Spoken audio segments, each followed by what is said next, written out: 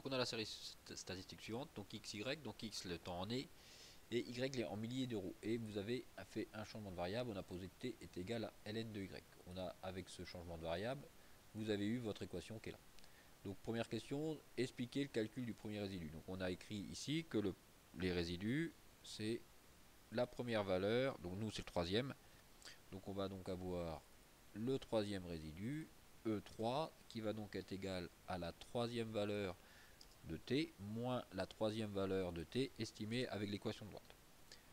Donc pour calculer la troisième valeur de T, donc ça va être le logarithme de Y3, donc le logarithme de la troisième valeur de Y, donc logarithme, Y, troisième valeur 16,7,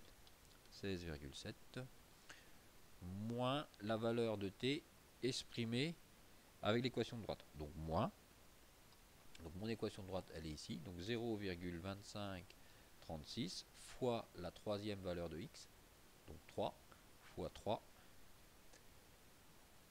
donc fois 3 plus 2,239. Donc plus 2,1359.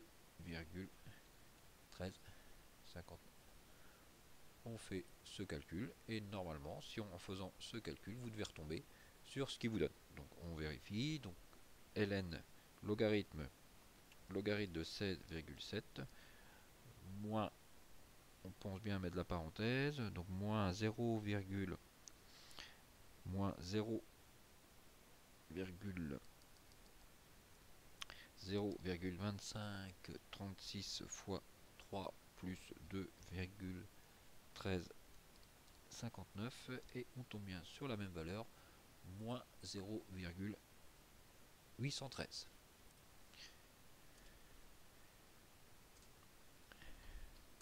Donc soit moins 0,0813.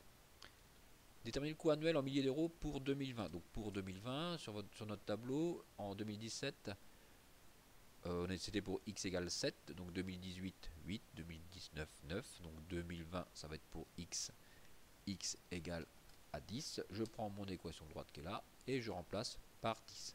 Je vais donc avoir t qui va être égal, donc t va donc être égal à, en remplaçant par 10, donc t va donc être égal à 0,2536 multiplié par 10 plus 2,1359. Donc ça va être ma valeur de t. Donc je calcule la valeur de t.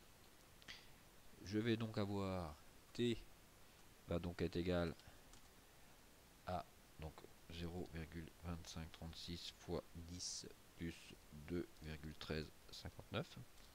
Donc t égale à 4,6719. Donc pour l'instant c'est la valeur de t. Moi je cherche y. Donc y je sais que c'est égal à ln. Je sais que t est égal à ln de y.